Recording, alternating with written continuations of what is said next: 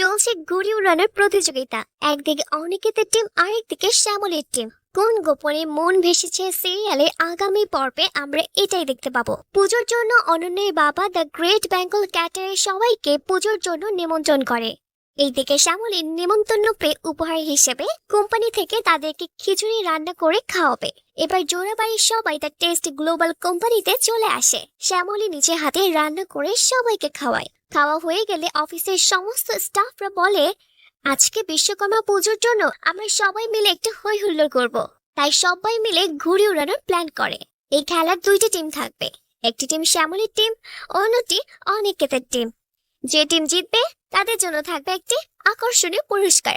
এরপর সবাই মিলে প্রতিযোগিতায় নেমে যায়। চলে শ্যামলী ও অনিকেতের মধ্যে হাড্ডাহাড্ডি লড়াই। এই লড়াইয়ের মধ্যে শ্যামলী হঠাৎ করেই যখন অনিকেতের ঘুড়ি কাটতে যায়, শ্যামলী পা পিছলে পড়ে যেতে ধরে। মন্দার আর অনি দুজনেই শ্যামলীর হাত ধরতে যায়। শেষমেশ মন্দারই শ্যামলীকে ধরে দেয়। তা দেখে অনিকেতের মনে একটু জেলাসি আর একটু সন্দেহ কাজ করে। সে ভাবতে থাকে, আমি তো নেই, এখন যদি শ্যামলী মন্দার খুব কাছাকাছি চলে আসে। তো বন্ধুরা, শ্যামলী ও মন্দার একসঙ্গে থাকা নিয়ে অনিকেতের মনে যে খটকা লাগছে, এটা নিয়ে আপনার কি মনে হয়? অনিকেতের কি জেলাসি কাজ করছে নাকি সন্দেহ? আপনি কি বলতে চান জানান কমেন্ট বক্সে। আর নেক্সট পর্ব পেতে অবশ্যই সাবস্ক্রাইব করে পাশেই থাকবেন। পরবর্তী পর্ব নিয়ে আমি লিয়া আপনাদের মাঝে আবারও হাজির হচ্ছি। ততক্ষণের জন্য লাইক, কমেন্ট এন্ড শেয়ার করতে থাকেন।